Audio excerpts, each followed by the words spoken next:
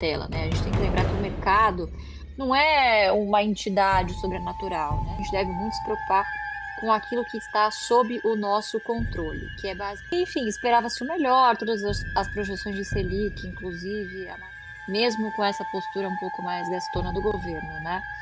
E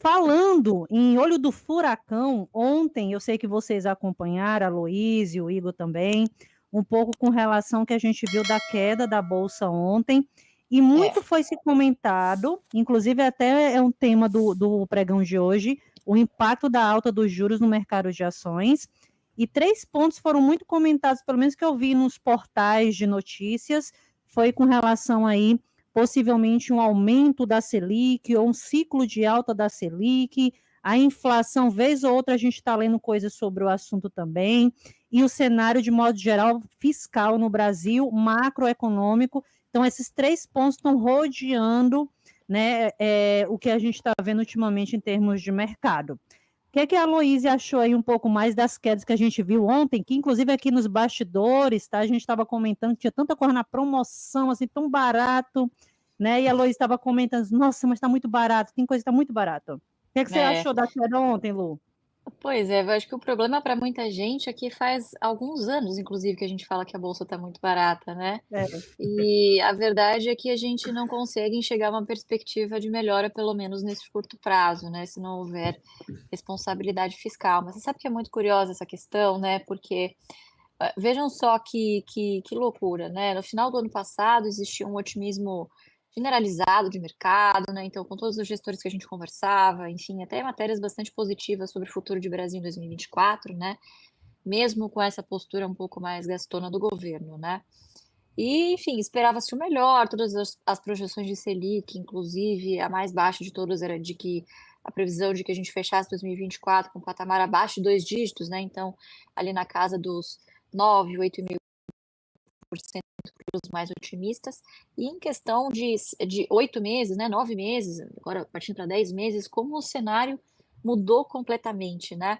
E agora a gente já está prevendo mais altas da taxa Selic, né? Então, é muito curioso como isso casa muito com o que a gente fala aqui, né, de que mesmo os melhores economistas, mesmo os melhores analistas, né, não conseguem prever um período de 10 meses, né? Então, não acho que seja algo que a gente deva perder o sono ou perder os cabelos por conta disso, né? Acho que a gente deve muito se preocupar com aquilo que está sob o nosso controle, que é basicamente as nossas emoções, a qualidade das empresas que a gente coloca em carteira e o preço que a gente paga. Agora, é claro, seria uma loucura também dizer para vocês que é para fechar os olhos e que a economia, que a política não importam. Tudo isso impacta, né, são ruídos de curto prazo que, claro, vão afetar as expectativas e, por sua vez, afetam também os preços que a gente vê aí, as cotações que a gente vê na tela, né? A gente tem que lembrar que o mercado não é uma entidade sobrenatural, né? Nada mais é do que o resultado aí, o somatório de pequenas milhares de decisões tomadas por agentes do mercado. Então, você tem investidor estrangeiro, investidor pessoa física, investidores institucionais, fundos de pensão e coisas do tipo, e cada um pensando, traçando ali a sua própria estratégia, com visões de curto, médio e longo prazo diferentes, né? Então, é sempre muito importante a gente, de novo, se preocupar com aquilo que a gente consegue controlar, e segundo, ter em mente de que, às vezes, o que um fundo, o que um outro tipo de investidor esteja fazendo, né, muitas vezes não tem muito a ver, não tem muita correlação com as decisões que você toma, né? Isso, claro, se você tiver provavelmente aqui nessa live, as decisões, a gente está falando aqui de decisões de longuíssimo prazo, né? Então, dito isso, eu hoje, inclusive, eu li um artigo muito interessante de um site que chama Capital Aberto. Vocês sempre pedem recomendações, né, de onde vocês se informam, enfim, além dos portais especializados em economia e mercados que vocês já conhecem, né, então Valor, os jornais mais tradicionais, enfim. Capital Aberto, acho que é um site bem legal, costuma ter alguns artigos assim mais profundos, sabe, não é nada muito caça-clique.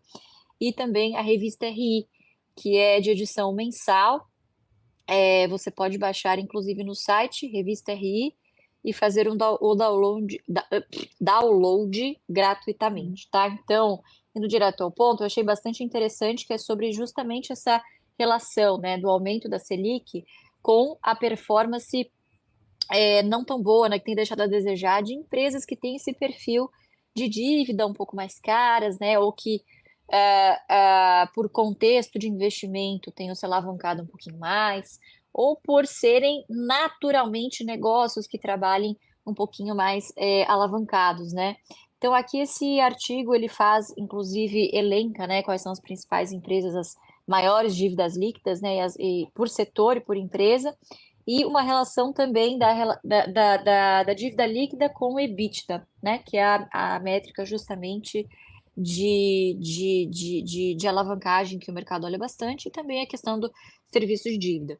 Então, o que ocorre, né? Além de quando a taxa de juros subir, a taxa de desconto que você traz todos os fluxos de caixa valor presente, né? Obviamente essa taxa aumenta, porque o risco aumenta, enfim, então a taxa de desconto, principalmente a da perpetuidade trazida a valor presente, é uma taxa maior, então os descontos, por sua vez, também são maiores, então a empresa, a bolsa em geral, tende a ter uma valoração menor do que em períodos em que a taxa de juros está mais baixa. Então, esse é um primeiro ponto. A gente tem meio que esse cenário um pouco de valuation mais baixo para a nossa bolsa em geral. E segundo, justamente o efeito nessas empresas que têm dívidas maiores, né? Por mais que a alavancagem talvez não esteja muito alta, o fato da dívida ser alta, você tem um serviço, ou seja, o volume de juros que você paga ali, né? E pelo fato da maioria dessas empresas estarem bem capitalizadas a mercado, ou seja, né, terem emitido dívidas, né? Então, um CRA, um CRI, uma debenture ou qualquer título desse tipo, né? Então, obviamente, isso acaba pesando duplamente, né? Tanto no valuation, tanto também nesse dispêndio de geração de caixa que a empresa tem que fazer para pagar o serviço da sua dívida e todo um trabalho que a gente chama de ALM, que é a Liability Management. O que é isso, né? Você trocar dívidas mais caras, dívidas mais curtas e trocar o perfil dessa dívida, então, ou seja, alongando o período de amortização, tentando ali, obviamente, negociar com esses credores, né, para não só alongar a dívida, como também diminuir esses custos. Então, obviamente, muitas oportunidades aparecem nesse momento, né? E, claro, de novo, para quem tem uma visão um pouquinho mais de longo prazo, que em determinado momento esse cenário deve se reverter. Não sabemos quando isso vai acontecer, né? E aí, por isso, obviamente, a importância da gente ver a qualidade dessas empresas, capacidade de execução, qual foi o histórico, se elas já passaram por momentos parecidos como esse no passado, e no Brasil certamente, né? E como se saíram depois desses momentos, né? Então, dito isso, as principais empresas aqui, com alavancagem acima de 3 vezes, né, com as maiores dívidas líquidas. Primeira, Braskem, setor petroquímico, 29 bi de dívida líquida, 8,7 vezes dívida líquida EBITDA.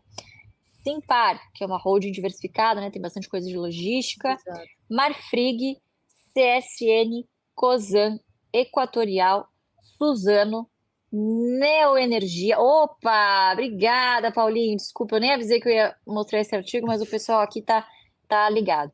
Neoenergia, JBS e JBS. Localiza. Isso, e Localiza. Então, essas aí foram consideradas talvez as empresas, né, que de fato, né, estejam sofrendo um pouquinho aí por esse cenário, por esse contexto macroeconômico um pouquinho mais difícil, vamos dizer assim, né? Mas por outro lado também são empresas que têm porte, né? E vejam só que curioso, né? São de setores diversos. A gente tem aí algumas de carnes e derivados, né? Tem aí a Cosan, que também é uma holding diversificada, mas os principais negócios aí é açúcar, etanol, logística, tem uma outra de energia elétrica, mas de um perfil que se afasta um pouquinho do que a gente fala aqui para vocês de BES, que são empresas essencialmente distribuidoras de energia, né? O que tenham feito algum grande movimento recentemente. E CSN, que é siderurgia, Suzano, papel e celulose, né? Então, tem algumas exportadoras aqui e algumas mais vinculadas à economia interna, né? Então, cada uma dessas tem não dá para generalizar, claro, cada uma dessas empresas, cada um desses setores tem dinâmicas particulares, né? E outros efeitos também da economia que vão, outras externalidades, outras variáveis que também vão impactar aí nos resultados. Mas fato este aumento de Selic aí pode ser que gere algumas revisões de recomendações ou de valuations pelos analistas agora nessa próxima janela da temporada de balanços do terceiro tri, né? Então a gente veja como as coisas mudam rápido, né? Segundo tri estava todo mundo bastante animado. Agosto foi um mês de desespero para todos vocês. Luiz, subiu tudo, não tem mais a aportar, meu Deus, nunca mais vai cair.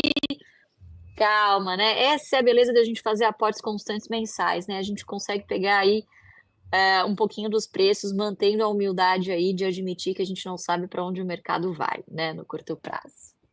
Alguém tem alguma dessas empresas aí? Igor, vocês têm alguma dessas na carteira aí? Eu tenho Braskem e Cosan, um pouquinho das duas. Eu também. E você, Van? Eu não tenho nenhuma, não. Eu sou bem feijão com arroz mesmo, pelo que eu estou vendo, viu? Tenho nenhuma, não. Nem Marfrig, nem JBS, Suzana, Equatorial, Localiza, o setor também não investe, que é a parte de aluguel de carros. Braskem, que inclusive vem caindo bastante. Nenhuma, não. Mas nada contra. Inclusive, foi até uma pergunta que eu vi aqui, Lu, com relação depois a Cosan. O pessoal sempre pergunta sobre Cosan, e geralmente, às vezes, eu falo um pouco da Cosan, que ela não tem aquele perfil realmente, digamos, ali, de pagar um dividendo mais regular, 6%, aquelas métricas que a gente fala aqui. Então, acaba que Cosan, eu acho muito interessante o negócio, já li o livro do presidente da Cosan, acho muito bacana, mas eu não tenho ainda a Cosan na carteira de investimentos, não. É porque é um outro perfil, né, Van? Você tem razão. É. Você vê, tirando. Vamos desconsiderar a Equatorial e Neoenergia aqui, que são do BEST, mas são, enfim, de um segmento específico, é o de distribuição, né? Todas as outras, né, são de setores que tendem a se encaixar numa carteira um pouquinho mais, eu não gosto de chamar de arrojada, mas talvez de um investidor um pouquinho mais experiente, que esteja talvez, né, numa segunda fase de construção de patrimônio, que é da carteira de oportunidades, né? E por que que a gente insiste muito isso, que é para aquele perfil de investidor que talvez tenha um pouquinho mais de conhecimento, ou que esteja nessa segunda fase, já tem uma robustez de dividendo, sua carteira já aceita algum desaforo, né? E aí você tenta buscar algum outro case mais focado em valorização e dividendos futuros, né? Não dividendos imediatos. Justamente por situações como essa. Então, são empresas de talvez uma complexidade um pouco maior, que estejam mais expostas a essas externalidades, né, da macroeconomia, e que tenham que ter um jogo de cintura aí, geralmente trabalham um pouquinho mais alavancadas, naturalmente, por conta dos setores de atuação. E talvez você, como investidor iniciante, ou que esteja buscando inicialmente, né, a construção da sua carteira previdenciária, talvez você não aguente tanto desaforo assim, né? Talvez para você seja um custo de oportunidade muito grande deixar de receber esses dividendos por 2, 3, 4 anos, né? Sendo que você podia usar esse tempo para você fazer um feijão com arroz bem feito, né? Então, ir nas empresas mais tradicionais do BEST lá, que é bancos, energia, seguro, saneamento e telecom, que tendem, né, a distribuir com maior frequência, né? E que raramente cessam do dia para a noite o pagamento de dividendos, né? Então, dar prioridade para esse perfil de empresa, eu acho que principalmente no início, ali até uns 5 anos, né? Ou que a sua carteira não tem uma robustez ainda, foca um pouquinho mais nesses setores, né? Não tenha pressa de pular etapas, tá? Porque isso pode acabar te decepcionando, né? Então, por exemplo, o Cosan, eu vou falar, não que eu esteja decepcionada, eu sei muito bem onde eu estou me metendo, né? Mas eu tô comprando desde 2022, né? Daqui a pouco acaba 2024, então assim, já vai fazer 3 anos que eu tô comprando, né? Um pouquinho a mesma ação.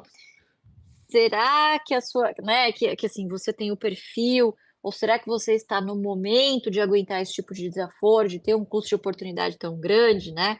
Sendo que você tem aí um Banco do Brasil distribuindo 8 vezes, a Taesa distribuindo 4, 5 vezes no ano, Caixa de Seguridade que agora está distribuindo 4 vezes, anunciando, né, mais vezes ao ano, né?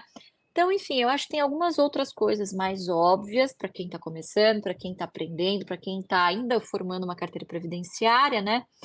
E aí, por que não? Vai estudando, ou se quiser montar uma posiçãozinha pequena para se interessar, para começar a se inteirar, para ver se, inclusive, o seu perfil de investidor aguenta esse tipo de empresa, né? Mas esse é o tipo de estratégia em que, de fato, você precisa delimitar ali um percentual do patrimônio que você vai destinar, né? Até para você ter um bom gerenciamento de risco e justamente não cair nessa questão de custo de oportunidade, de deixar de receber os dividendos aí pelo tempo que for necessário para que essas empresas retornem aquilo que é esperado, né? Então, acho Ô, que. Lu, a minha Oi, carteira não aguenta desaforo, não. Só não dinheiro aguenta recebendo de não, Van? dividendos. Só Oh, que dinheiro recebendo de maravilha! dividendos. Uma, Ela já uma não coisa tá que nesta é, fase, não. Ela tá só para receber. uma coisa que é A tua, importante Igor, também tá falar. como? A minha tem umas muito boas, tem outras também, como a Cosan, que eu já venho comprando também há um tempinho. Já está lá para baixo. A Taurus Ó, também é uma empresa que eu gosto muito e também já está chegando ali perto dos R$ 10, quase na casa dos 9. Complementando um pouco disso daí também, que vocês colocaram, da questão da alta de juros, do valuation, de tudo isso, uma coisa que é muito importante, a gente segue uma estratégia, mas nem, assim, digamos assim, bem exceção, o mercado não segue isso.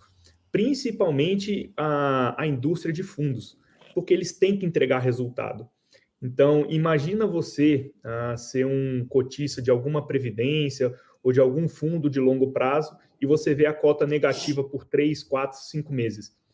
Infelizmente, a gente sabe que a grande maioria das pessoas não está preparada para, até não tem todo o acompanhamento para entender a tese de investimentos do gestor, para entender todo o processo ali do longo prazo. Então, acaba que no horizonte de tempo, às vezes o gestor até acredita naquela empresa, mas ele não tem tempo tranquilo para continuar com uma cota negativa tanto tempo. Então, ele tem que buscar, num curto prazo, algum outro tipo de investimento para rentabilizar aquela carteira. E com uma alta da Selic, por que ele vai correr um risco de repente, ficar 3, 4, 5, 6 meses negativo, perder vários cotistas e ter que vender ainda mais ação, se ele pode colocar numa Selic ou numa LCI, uma LCA, ou alguma outra empresa menos endividada e com um controle maior. Então, e esses fundos, eles têm um volume muito grande, isso acaba fazendo preço no mercado. Eu acho que o investidor pessoa física tem uma grande vantagem nisso.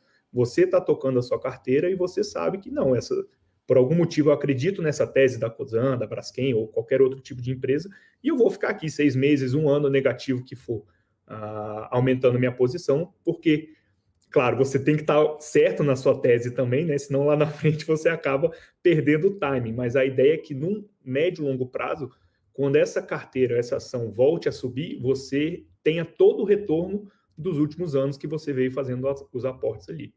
Então, é importante ter um pouco essa mentalidade também do processo.